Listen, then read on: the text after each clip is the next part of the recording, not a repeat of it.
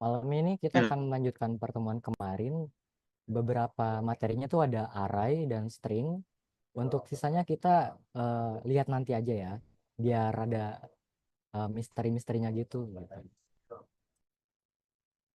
Jadi selain misteri tadi udah siap sharing ke teman-teman yang lain belum Kak? Siap banget dong, udah kayak SpongeBob nih. Aku siap gitu.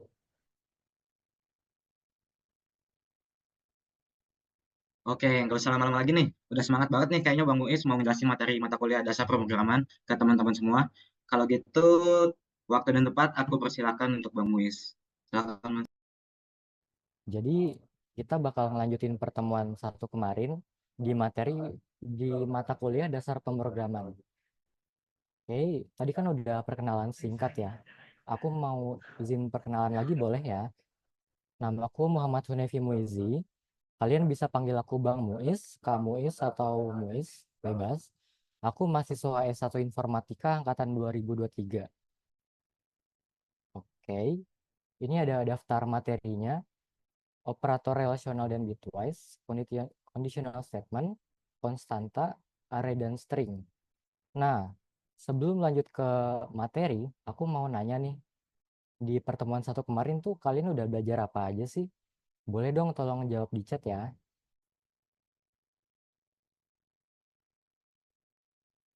Nah, materi pertama kita ada operator tambahan. Sebelumnya kan kalian udah belajar operator aritmatika, unary, dan logika. Nah, di sini aku mau nambahin nih, ada yang namanya operator relasional dan bitwise.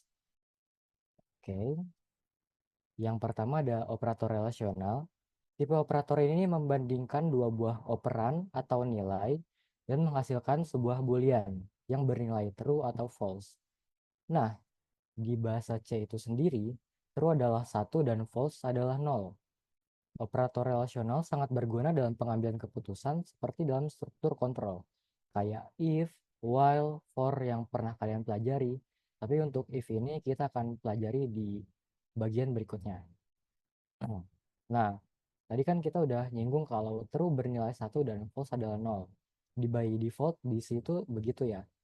Tapi kita bisa nambahin nih library stdbool.h untuk menggunakan tipe data boolean yang bernilai true atau false.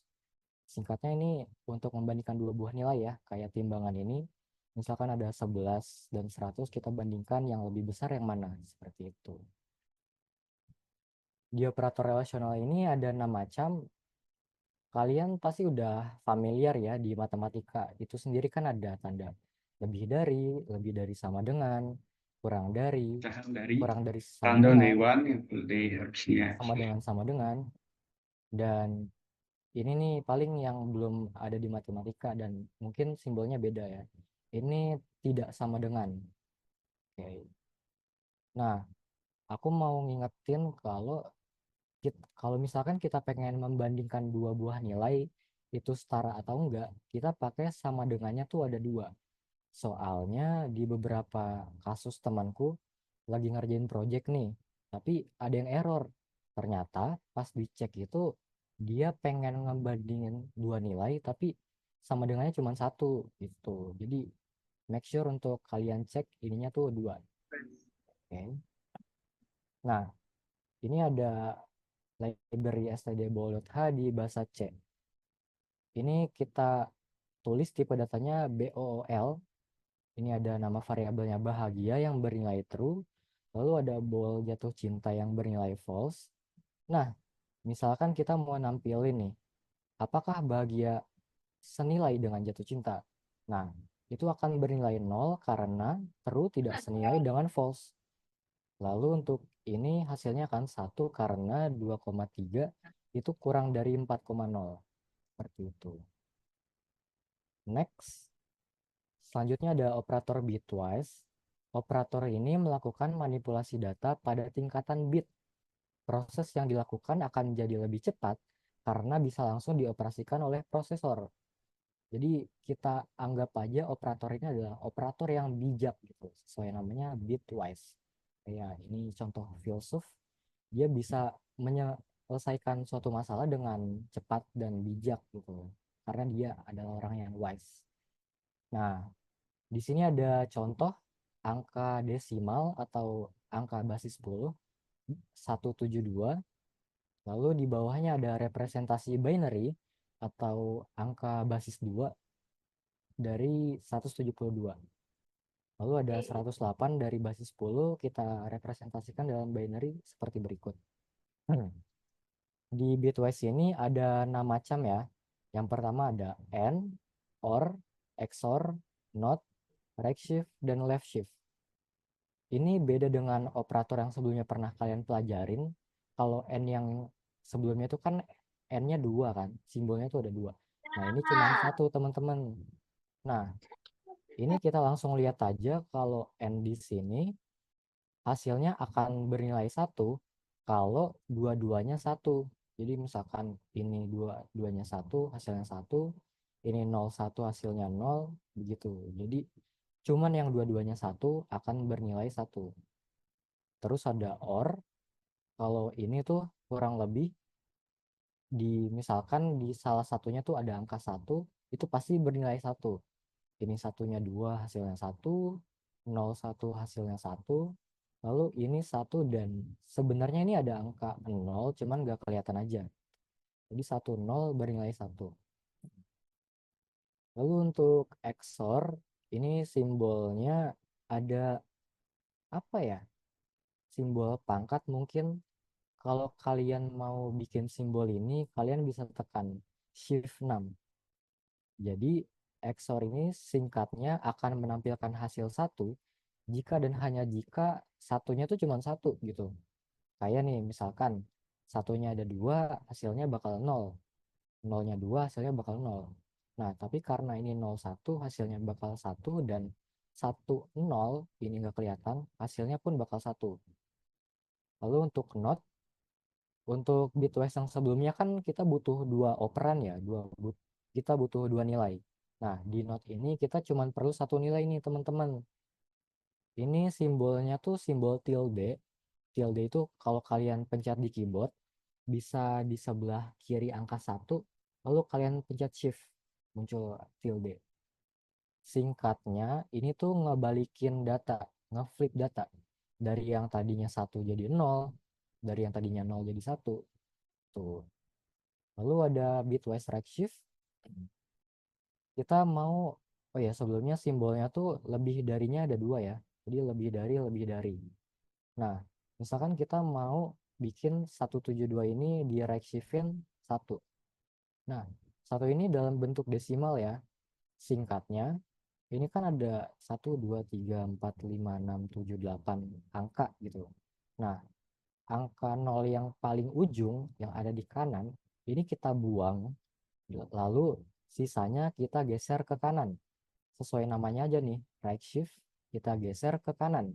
Tapi karena ini 1, kita geser ke kanannya sebanyak 1 kali. Gitu. Lalu untuk left shift, ini kita tambahin 0 di belakangnya, lalu kita geser 1 kali. Ini kan 1 ya, jadi kita tambahin 0 di belakang, kita geser 1 kali. Itu ke kiri. Oke. Di sini pasti yang sering follow akun pemrograman atau coding-coding, entah itu di Instagram atau di TikTok, itu pasti seenggaknya pernah nemuin meme yang kayak gini ya. Di sini tuh jadi dijelasin kalau AI pas dibuka ternyata tuh cuman if else gitu aja. Nah, apakah itu benar? Kita nggak akan ngebahas AI itu ya, tapi kita akan ngebahas yang namanya conditional statement. Di sini ada 2 conditional statement, ada if else sama switch case. Nah, yang pertama, if else adalah salah satu struktur kontrol yang digunakan untuk mengambil keputusan berdasarkan kondisi tertentu. Jumlah kondisi pada if atau else if ini bisa lebih dari 1 buah nih teman-teman. Misalkan suatu kondisi bernilai true, maka blok kode dalam pernyataan if akan dijalankan. Jika kondisi tersebut bernilai false, maka blok kode dalam pernyataan else if atau else jika ada akan dijalankan. Oke, kita next. Contoh if else ini ada ini ya. Ini ada integer kode warna yang kita tetapkan nilainya menjadi 1. Lalu kita cek apakah kode warna bernilai 1 jika ia tampilkan merah. Nah, kalau ternyata kode warna bukan 1, kita lanjut ke sini, kita cek apakah kode warna bernilai 2 kalau ia tampilkan hijau. Tapi kalau misalkan kode warna bukan 2 dan dia ternyata bernilai 3, hasilnya akan biru. Nah, kalau semua if else if ini nggak ada yang bernilai benar atau true, maka kode di dalam else akan kita jalankan. Untuk if ini kita bisa istilahnya menumpuk ya, atau mungkin sebutannya nested if bersarang. Ini ada integer sehat sama dengan 4 dan integer sempurna sama dengan 5. Kita bisa tumpuk jika sehat bernilai 4, jika sempurna bernilai 5, maka tampilkan 4 sehat 5 sempurna. Lalu ternyata dari nested if ini kita bisa bikin jadi lebih ringkas nih. Kita bisa bikin lebih simpel dengan menggunakan operator logika AND. Jadi kita bisa langsung bikin dalam 3 baris. If sehat bernilai 4 dan sempurna bernilai 5, maka tampilkan 4 sehat 5 sempurna. Seperti itu. Lanjut ada switch case. Switch case adalah struktur kontrol yang digunakan untuk membuat keputusan berdasarkan ekspresi atau nilai yang bertipe integral, seperti integer atau char. Nah, di sini kita nggak bisa ngecek nilai dari float dan string. Switch case hanya bisa memiliki satu ekspresi, tapi bisa memiliki banyak nilai. Di dalam switch case ini ada sekitar 4 bagian. Ada switch-nya itu sendiri yang akan mengevaluasi nilai dari sebuah ekspresi atau variabel bertipe integral. Lalu ada case. Nah, jika nilai pada ekspresi cocok dengan salah satu nilai case, kita akan jalankan blok kode pada case tersebut. Nah, dengan catatan, nilai case ini harus bersifat konstan. Jadi kita nggak bisa pakai variabel gitu di dalam untuk menunjukkan nilai case ini, teman-teman. Lalu ada break. Break ini tugasnya adalah menghentikan eksekusi blok kode pada case. Jadi misalkan ada case yang ternyata cocok nilainya, tapi nggak ada break, ini kodenya akan jalan terus nih, sampai dia ketemu break di case lain, atau sampai switch itu berakhir. Lalu ada default opsional, ini bisa kalian tambahin atau enggak. Ini kurang lebih sama dengan else di if else tadi. Ini akan dijalankan jika tidak ada nilai case yang cocok dengan ekspresi yang diberikan. Nah, bedanya dengan case ini, default ini nggak perlu break, soalnya kan dia ada di akhir. Oke, kita langsung lihat. Nah, ini adalah tampilannya di bahasa C. Kita bisa lihat ada ekspresi, nilai 2, di sini ada break, di sini ada default. Tapi di sini nggak perlu ada break karena udah akhir gitu, udah berakhir. Oke, nah tadi kan kita udah belajar if else ya. Kita ternyata bisa nih mengubah bentuk if else menjadi switch case. Contohnya ada di sini, misalkan kode hewan bernilai 1 akan muncul kapibara. Kalau kode hewan bernilai 2 ada kodok kacuma, kode hewan sama dengan 3 bernilai tampilkan kucing happy happy happy. Selain itu kita akan tampilkan tidak valid bos. Nah, kita bisa mengubahnya menjadi switch case yang ada di kanan ini. Jadi meskipun kode ini terlihat sangat singkat ya, ada 1, 2, 3, 4, 5, 6, 7, 8, 9, 10 dari 10 kode, dan ini dia ada berapa, yang pasti ini lebih banyak, tapi kita bisa ngelihat kalau yang ini tuh lebih enak dipandang gitu, lebih enak dilihat karena nggak ada kade hewan lagi. Kade hewannya cuma 1 di atas, sisanya kita sebutin aja, misalkan nilainya 1, misalkan nilainya 2, misalkan nilainya 3, dia akan nampilin apa gitu. Jadi ini akan meningkatkan keterbacaan kode. Nah, kontras antara if else dan switch case Jadi karena switch case itu ekspresi yang kita cek hanya tunggal atau satu, kita nggak bisa ngecek nilai yang kayak gini nih.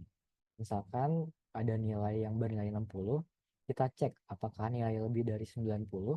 Nah, ini nggak bisa kita bikin switch case karena aku coba langsung di VS Code ya. Oke. Misalkan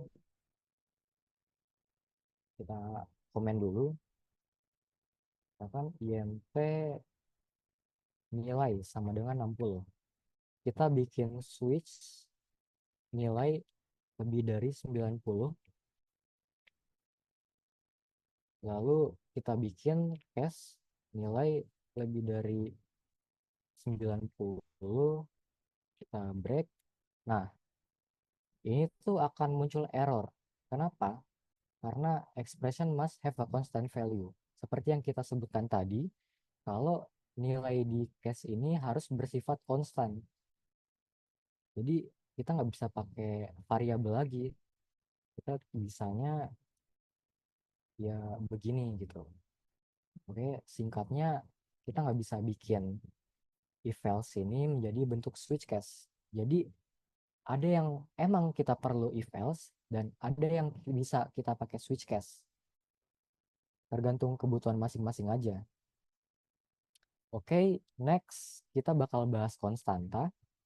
Di matematika sendiri atau fisika kita kan udah dengar ya yang namanya kayak pi, e atau gravitasi yang simbolnya G. Nah, itu kan disebut konstanta ya.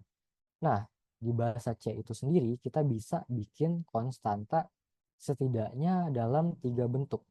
Ada define, variable, dan enumeration. Yang pertama ada define. Define merupakan sebuah preprosesor direktif untuk mendefinisikan makro atau pengganti teks yang akan diganti oleh preprosesor sebelum program dikompilasi. Tipe konstanta ini bisa diakses secara global dan biasanya didefinisikan di luar in main. Nah, jadi kita definisinya di luar in main biasanya. Meskipun kalau kita bikin define di dalam main, itu kita bisa pakai. Di sini kita nggak kayak variabel yang harus misalkan pi sama dengan 13. Nah, define itu tinggal sebutin nama konstantanya apa, lalu spasi nilai. Ini ada pi yang nilainya kita setel sebagai 3,14, lalu ada 2pi yang kita setel nilainya sebagai 2 kali pi. Nah, sebenarnya program itu nggak tahu kalau ini adalah bilangan bulat. Jadi sebelum dikompilasi, semua yang ada tulisan pi atau 2pi ini akan di-replace, akan diganti. Jadi pas kita compile lalu kita run, sebenarnya pi ini itu tulisannya 3,14 dan 2pi ini teksnya ini diganti jadi 2 kali 3,14 tuh. Jadi sebenarnya program ini nggak tahu ini adalah float atau integer atau apa. Yang penting teksnya 3,14 dia akan ngebaca seperti itu. Lalu untuk selanjutnya ada konstanta dalam bentuk variabel. Sebelumnya kan variabel kita bisa setting nilainya ya. Misalkan tadi nilai sama dengan 60, nanti kita bisa setel nilai sama dengan 70 gitu. Tapi kalau kita bikin konstanta ini, sebuah variabel yang memiliki tipe data, kita nggak bisa ngubah nilainya setelah proses inisialisasi. Lalu beda dengan define, tipe konstanta ini hanya bisa diakses pada scope atau jangkauan di mana konstanta tersebut dideklarasikan. Jadi misalkan kita tulisnya const float pi sama dengan 3,14 itu di in main, yang bisa make ya lingkungan in main aja gitu. Kita nggak bisa pakai di fungsi luar gitu. Lalu pada deklarasi kita tulis const yang ditulis sebelum tipe data untuk menyatakan bahwa variabel tersebut akan dijadikan konstanta. Ini ada const float pi sama dengan 3,14. Jadi program ini tahu bahwa P ini adalah sebuah float. Tuh. Oke. Lalu ada enumeration. Enumeration atau enum adalah sekumpulan konstanta integer. Secara default, anggota enum yang pertama akan bernilai 0 dan nilainya akan bertambah 1 untuk setiap anggota enum berikutnya. Jadi kita misalkan bikin enum level. Di enum level ini ada anggota enum, omega, beta, dan sigma. Omega ini akan bernilai 0 dan beta akan bernilai sigma. Lalu, beta akan bernilai 1 dan sigma akan bernilai 2. Jadi pertamanya 0, lalu naik 1, lalu naik 1. Untuk kita deklarasiin, kita bisa pakai enum level dan nama variabelnya. Di sini kita tulis variabelnya levelku yang nilainya kita setel sebagai sigma. Pas kita tampilin, levelku ini akan bernilai 2. Gitu. Untuk kedepannya sebenarnya ini bakal jarang kepake sih. Cuman ini nice to know aja kalau ini tuh ada gitu. Dan contoh lain dari enum itu mungkin kayak hari di sini kita bisa setel Senin, Selasa, Rabu, Jumat, atau mungkin bulan ya Januari, Februari, Oktober dan seterusnya seperti itu. Next. Nah, tadi kan kita udah tahu kalau secara default nilai yang pertama akan bernilai 0. Tapi kita bisa bikin enum yang custom nih. Misalkan kita nyatain enum custom, anggotanya ada 1 yang bernilai 1, lalu ada 2, ini kita nggak usah sama dengan lagi karena otomatis akan naik 1. Lalu yang berikutnya kita akan skip jadi 5, sama dengan 5. Tuh. Kalau misalkan kita bikin enum custom kus enum sama dengan 5, yang tampil adalah 5. Seperti itu. Oke, kita akan lanjut ke materi berikutnya. Di sini ada array. Array adalah struktur data yang menyimpan sekumpulan elemen dengan tipe data yang sama. Ukuran array yang statis tidak dapat diubah setelah proses deklarasi. Kita dapat mengakses elemen array menggunakan indeksnya. Nah, perlu dicatat kalau indeks itu dimulai dari 0. Ini ada contohnya, ada array in 3, 6, 9, 12. Lalu ada 2,3, 2,4, dan 2,5. Gitu. Lalu ada, ya inilah. Ini ada gambarannya di program. Ini kita tentuin tipe datanya apa, lalu nama variabelnya, dan ini ada kurung kotak 10. 10 ini ada size-nya. Nah, array 1 dimensi ini kita bisa bikin dipakai kurung kurawal, kita tulis saja anggotanya misalkan 35, 33, 42, 10, bla bla bla gitu kan. Lalu di sini ada elemennya nih. Untuk mengakses elemen-elemen ini kita startnya dari 0. Oke. Lalu next di sini ada demonstrasi array pada bahasa C. Kita deklarasi dan inisialisasi array. Ini ada int array kurung kotak 4. Kita set nilainya 1945. Lalu ada modifikasi elemen pertama array. Ada array kita misalkan pengen ngubah array indeks ke 0 dari yang tadinya 1 kita ubah menjadi 3 gitu. Kita bisa bikin dengan array 0 sama dengan 3. Kalau misalkan kita mau ngubah yang terakhir, ya tinggal setel aja array 3 array dalam kurung 3 sama dengan katakanlah 100 gitu. Nah, kita bisa menampilkan seluruh elemen pada array yang akan tampil menggunakan for loop. Kalian kan udah belajar for loop ya kemarin. Bisa pakai for loop, do while, atau while biasa. Nah, kalau ini kita tampilin, yang muncul akan 3945. Karena ini kan tadinya 1 ubah kita udah ubah jadi 3 seperti itu. Lalu untuk string sebenarnya string itu adalah tipe array dari tipe data char. Cuman karena ini katakanlah spesial gitu. Jadi ini string ini harus diakhiri oleh karakter /0. Slashnya itu yang ada di bawah backspace ya, bukan yang di samping shift. Nah, contoh string itu ada di sini. Ada char s, ada ukurannya 11. Kita setel stringnya Java T-point. Indeksnya ada 0 sampai 10. Lalu ini ada Java T-point. Lalu ada /0. Ini ada address-nya. Untuk address kalian akan pelajarin setelah UTS. Nah, kita bisa menggunakan library string.h untuk mempermudah manipulasi string. Beberapa fungsi dari library tersebut yang sering digunakan ada strlen untuk menghitung panjang string, sama strcpy untuk menyalin string A ke string B. Lalu ada strcat,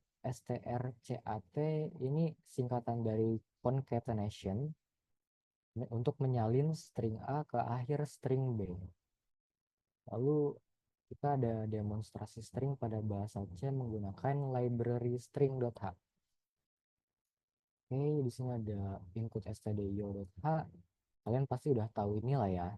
Ini kita tambahin mirip dengan stdball, kita tambahin setelah stdio.h.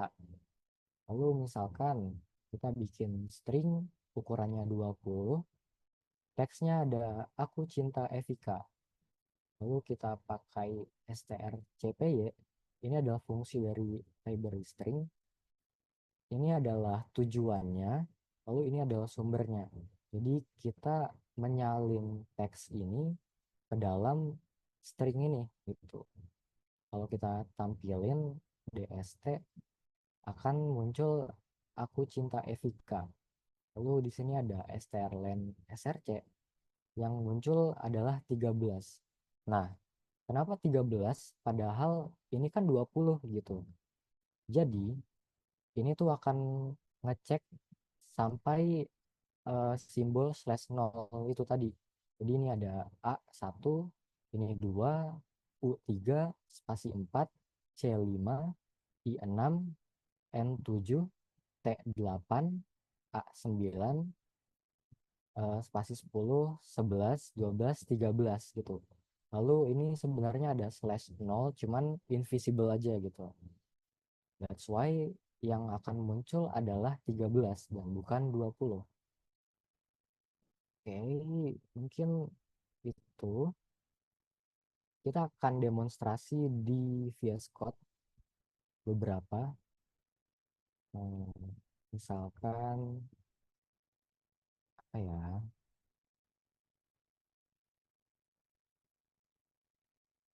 Oh ya, kita kan tadi udah belajar kalau oh ya belum ya, aku belum jelasin. Oke, kita bikin ini baru aja. Studio.h. Ini ada oh maaf. Ini lihat dulu lalu ada test.c. Oke, kita bikin sebuah file formatnya .c. Kita input studio.h. Kita input string.h. Lalu in main ya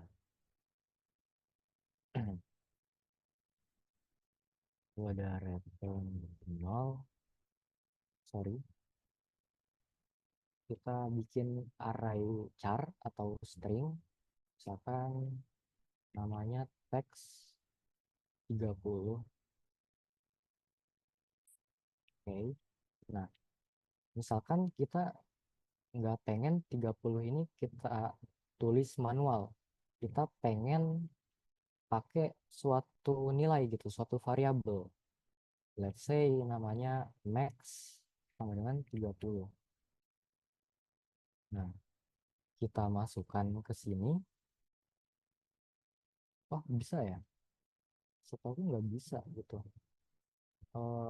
Maaf teman-teman, jadi setahuku ini tuh nggak bisa, dan bisanya tuh kita pakai konstanta.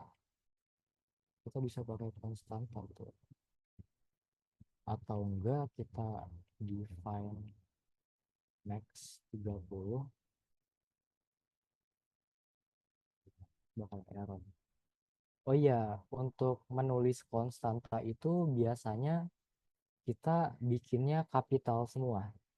Misalkan max 30. Lalu kita ingin max. Jadi kita bikin sebuah string text ukurannya 30. Kita scale test 1, 2, 3. Oke. Nah, kita bikin string ini tampil. Kita pakai format specifier %s, lalu ada text. Nah, misalkan ukurannya kan 30 nih, tapi kita coba bikin teksnya lebih dari 30 karakter. Kita spam aja nih, kayak gini. Nah, gitu. Ini kan pasti lebih dari 30. Nah, kita coba bcc test.c ini apa. Kita compile dulu programnya. Nah, padahal di sini nggak ada warning kuning gitu ya, tapi di sini muncul. Oke, kita coba tampilin. Oh maaf, ini VS Code jadi harus, waduh,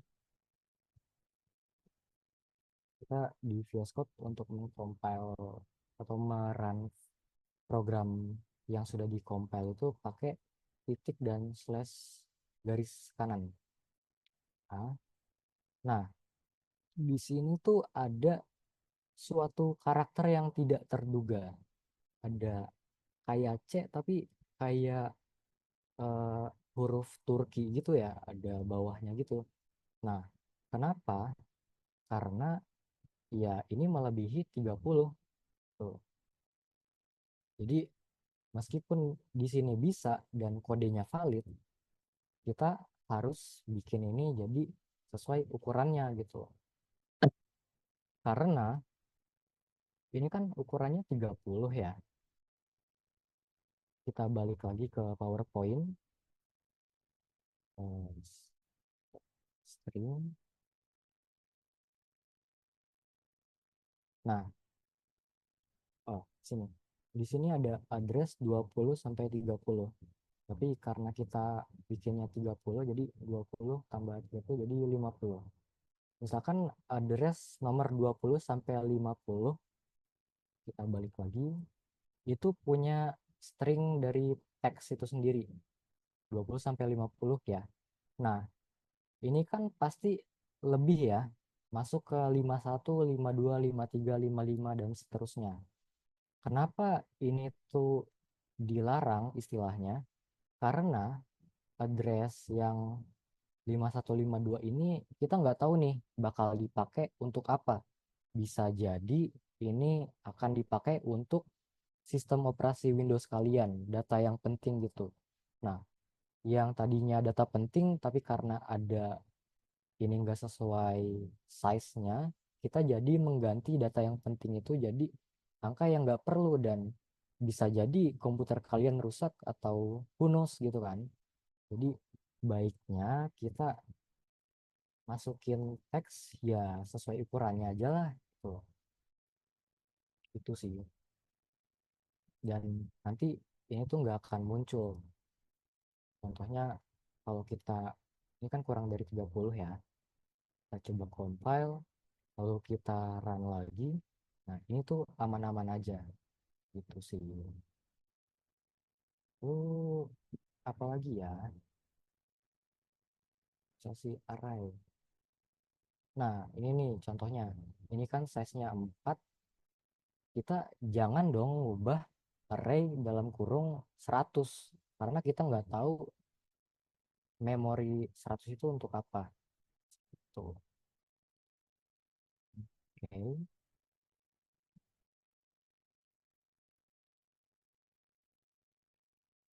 Oh iya, mungkin sedikit tambahan untuk ini, kita coba bikin di VS Code, hapus, kita hapus juga, kita hapus, kan pin HD min 4 sama dengan 4, maaf, 4 sempurna ya. Sempurna sama dengan 5, lalu tampil. Oh enggak, kita bikin if else. If 4 sama dengan 4 dan sempurna dengan 5. Oke. Lalu kita bikin else if 4 sama dengan 4 dan sempurna, ternyata sempurna tuh 6 gitu, misalkan di tempat lain. Nah, ini entah kodenya apa, ini entah jalannya apa. Nah, kita juga nggak bisa bikin ini ke dalam bentuk switch case, karena kan switch case itu cuma bisa nilai tunggal ya, cuma bisa mengevaluasi nilai yang tunggal. Jadi kalau di switch 4 sama dengan 4 dan sempurna sama dengan 5, lalu kita else if-nya kita bikin case 4 sama dengan 4 dan sempurna sama dengan 6 gitu. Apakah bisa? Nah,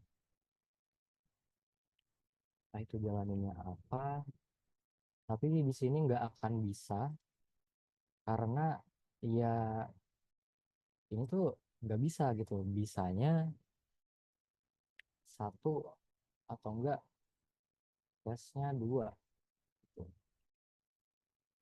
Gitu.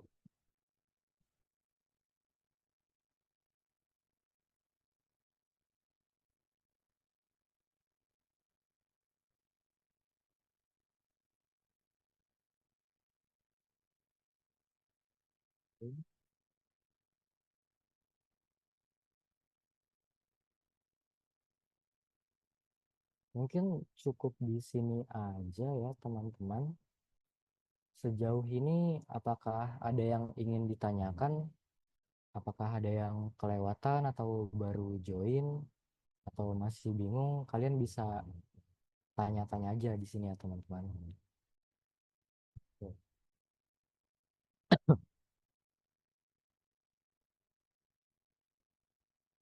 Oke.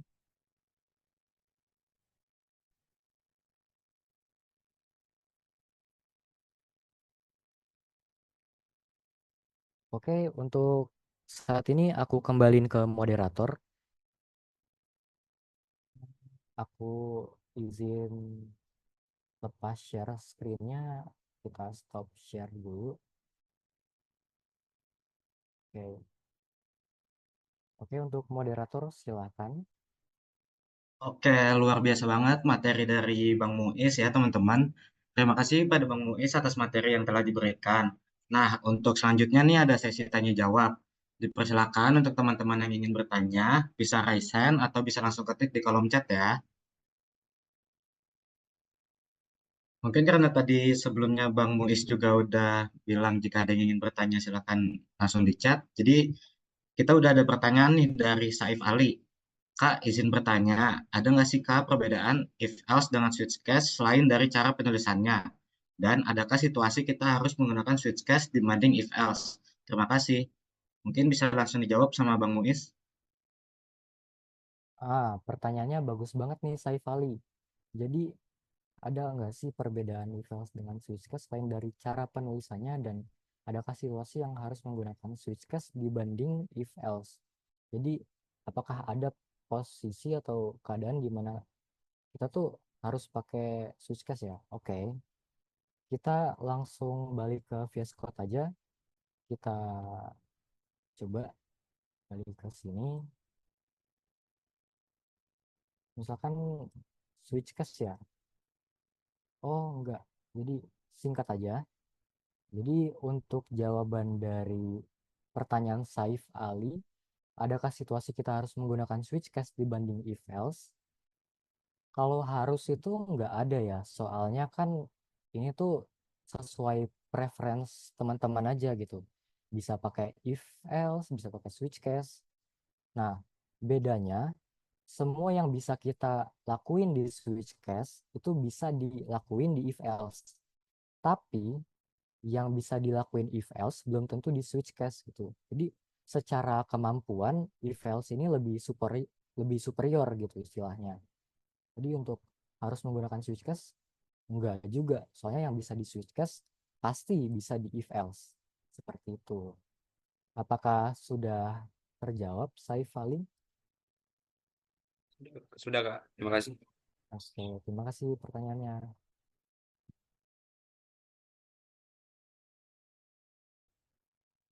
Oke, terima kasih Bang Muiz atas jawabannya. Mungkin untuk teman-teman yang lain, jika ada yang ingin bertanya, dipersilakan untuk langsung dituliskan di kolom chat atau bisa raise hand ya teman-teman semua.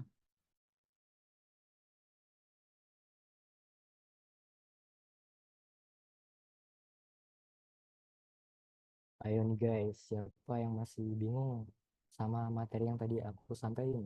Mungkin kecepatan atau apa bisa kalian resen atau tulis di chat.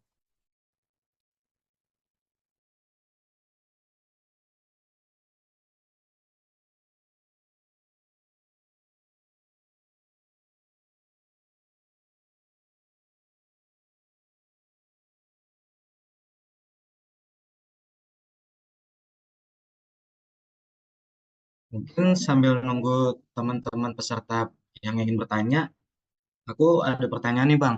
Jadi tadi di bagian arah itu kan Bang Muiz bilang kalau ada array satu dimensi. Nah, karena ada array satu dimensi itu berarti ada array dua dimensi, tiga dimensi, dan seterusnya gitu kah Bang? Atau gimana?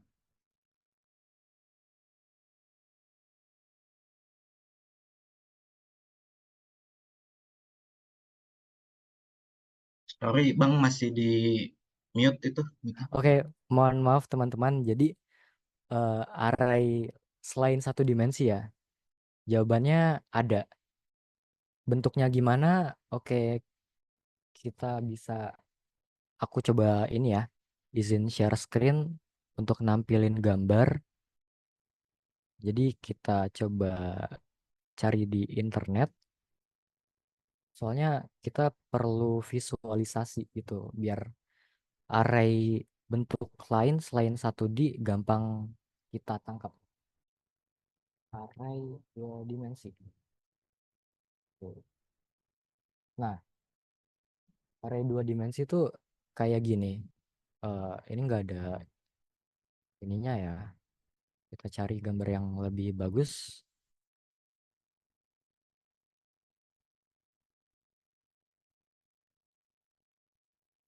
Udah, kita jelasin aja. Jadi ini ada array dua dimensi. Nah, kita bikin array dua dimensi itu gimana caranya? Misalkan ini kan ada barisnya 4 lalu kolomnya 4 ya. Oke, aku mau ke VS Code. Kita hapus dulu. Misalkan kita bikin integer aja. Array 2D. Nah, kalau satu dimensi doang kan begini ya. Kalau mau bikin array dua dimensi, kita bikin tambahin kurung kotak, tambahin lagi 4. Nah, maksudnya ini tuh apa? Jadi 4 yang pertama adalah row-nya atau barisnya, lalu yang 4 kedua ini adalah kolomnya gitu. Jadi misalkan balik aja ya biar gampang. Nah, misalkan R00. Berarti kita mengakses elemen pada baris pertama dan row sorry. Jadi di sini kita mengakses array pada baris pertama dan kolom pertama Dan ini baris kedua kolom ke satu gitu-gitu. Dan karena ini array 2 dimensi ya, misalkan kita bikin ini kebanyakan 4, kita bikin 2 aja biar gampang. Kita bikin 1,2 dan 4. Nah, kalau array 1 dimensi tadi kan for loopnya cuma 1 kali ya. Kalau kita mau nampilin array 2 dimensi, kita bikin for-nya 2 kali gitu. Nah, kalau misalkan arraynya 3 dimensi, 4 dimensi, ya sesuaiin aja dengan bentuk array kalian gitu. Ya singkatnya itu. Lalu untuk modifikasinya sesuai dengan gambar yang tadi, kita bisa misalkan mau modifikasi di baris pertama dan kolom kedua. Baris pertama, kolom kedua. Oke, kita rapihin dulu biar gampang. Oke. Baris pertama, kolom kedua. Berarti kan yang ini ya. Kita mau setel nilainya jadi 90. Kita tampilin sambil jangan ya, kita bikin for loop aja biar semuanya kelihatan jelas dan kelihatan kalau ada yang berubah. I sama dengan 0, I kurang dari 2 karena arraynya 2 kali 2, lalu I plus plus. Lalu kita buat for in J sama dengan 0, J kurang dari 2, lalu J plus plus. Kita mau tampilin persen D karena itu integer. Nggak harus persen D sih, persen I juga bisa. Cuman biasanya aku pakai persen D. Kita panggil array 2D, barisnya ke I, ininya ke J gitu. Array 2D. Oke. Kita kasih ini spasi, lalu di luarnya kita printf new line biar kelihatan kalau udah pindah baris gitu. Kita coba compile. Ini namanya test.c. Pas kita compile, oke, kita clear dulu. Kita tarik biar kelihatan luas. Kita run dan 1294. Oh, salah ya. 1294. Oh, ini harusnya ini. Ini 00. Ini kebalik ya. Ini harusnya kalau ini 1. Ya, intinya gitu. Kita mengaksesnya berdasarkan kalau 2 dimensi itu baris lalu kolom. Seperti itu, teman-teman. Jadi ada array 2 dimensi, 3 dimensi, 100 dimensi, 1 juta dimensi itu ada. Tuh, tapi kan biasanya kita pakai ya paling untuk matriks saja. Matriks biasanya kan 2 kali 2, 3 kali 3 gitu. Itu sih pertanyaan. Jadi ada. Apakah sudah terjawab, Bang Rangga? Sudah Bang, cukup menjawab barusan dari Bang Is. Terima kasih. Oke, untuk teman-teman yang lain, masih adakah yang ingin bertanya?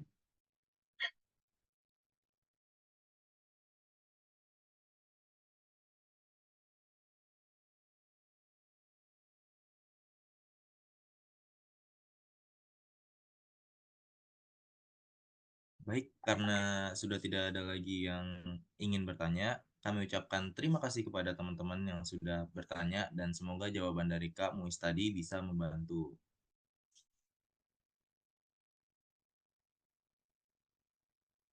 Terima kasih kepada Bang Muiz atas materi yang telah disampaikan. Semoga ilmunya bermanfaat dan dapat membantu persiapan UTS kita semua. Kepada Bang Muiz, jika ada aktivitas lain, dipersilakan lanjutkan aktivitasnya.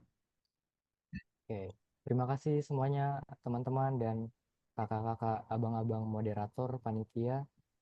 Saya izin pamit undur diri dan misalkan masih ada yang kalian bingungin dari dasar pemrograman, itu bisa kalian langsung chat aja di grup. Nanti akan aku dan mentor Kak Gazi yang kemarin akan respon. Oke. Oh iya, ada sesi dokumentasi. Oke, siap-siap. Maaf. Oke, jadi sebelum kita berpisah nih teman-teman, bakal ada sesi dokumentasi dulu. Jadi untuk teman-teman peserta semua, aku harapkan bisa on cam dan menggunakan virtual background yang sudah dibagikan oleh panitia ya.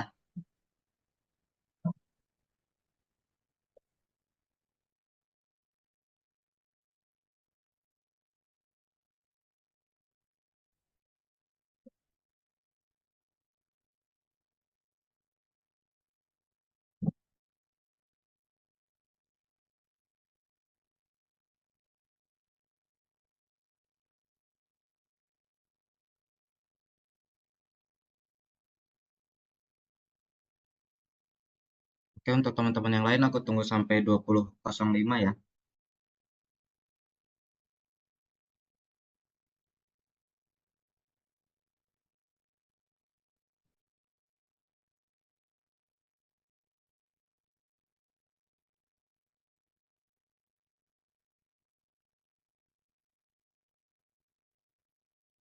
Oke, untuk teman-teman perlap, mungkin bisa diambil gambarnya.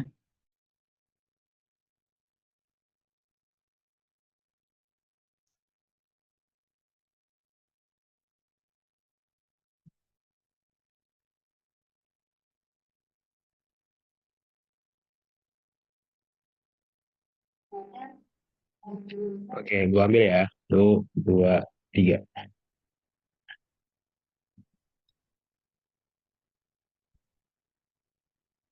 Oke, thank you.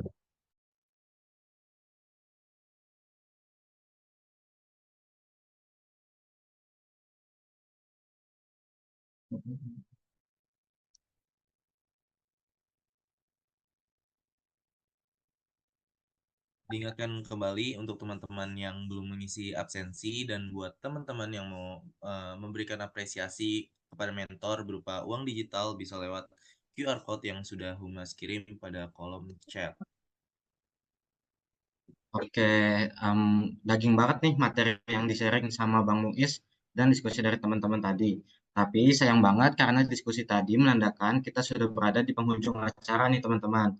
Terima kasih kepada teman-teman peserta semua yang telah mengikuti kegiatan study sharing hari ini.